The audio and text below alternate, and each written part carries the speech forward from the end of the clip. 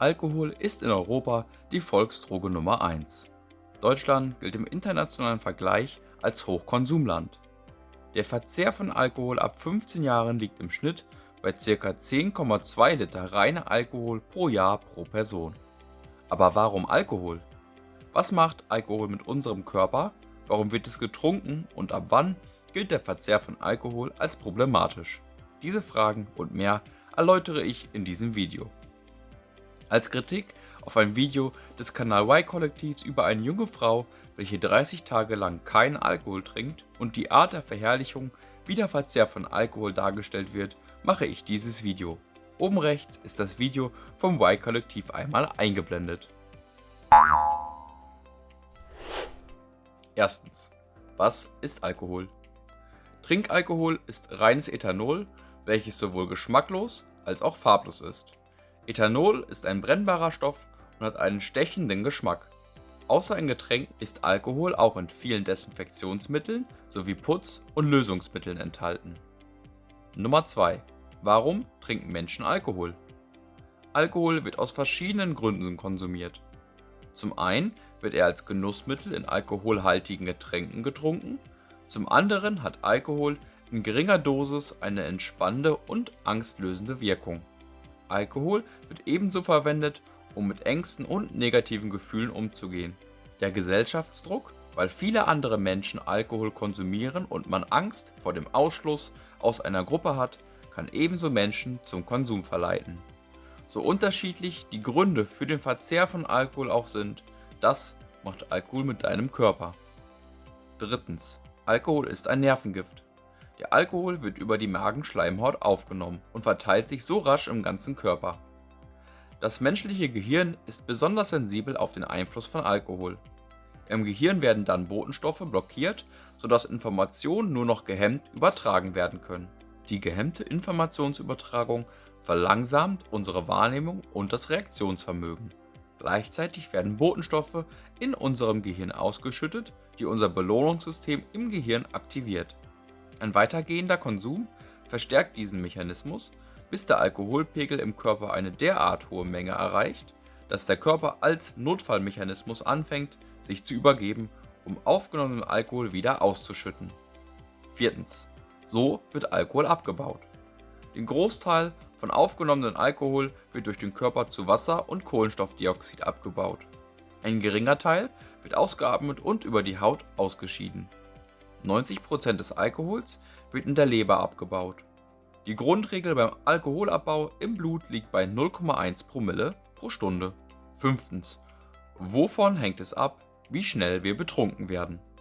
Eins ist natürlich klar: Umso mehr wir Alkohol trinken, desto betrunkener werden wir. Wie viel Alkohol jeder Einzelne aber verträgt, hängt von unterschiedlichen Faktoren ab. Maßgeblich beeinflusst wird dies durch das Körpergewicht. Personen mit höherem Körpergewicht merken im Regel erst später den Alkohol im Vergleich zu kleineren Personen. Weiterhin vertragen Frauen im Schnitt weniger Alkohol als Männer. Hintergrund ist, da Frauen weniger alkoholabbauende Enzyme besitzen. Zudem haben Frauen einen höheren Körperfettanteil als Männer.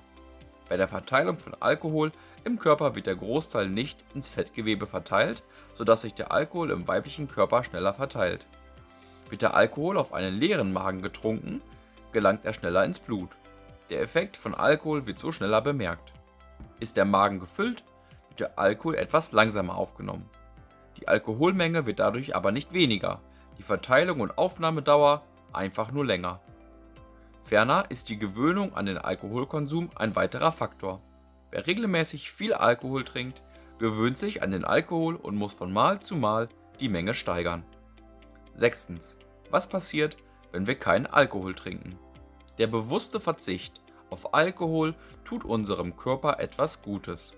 Wir entlasten unsere Leber, diese kann sich regenerieren. Außerdem muss der Körper keine Energie für das Abbauen von Alkohol verwenden und kann Fettzellen abbauen, Muskeln aufbauen und körpereigene Stoffwechselprozesse verbessern.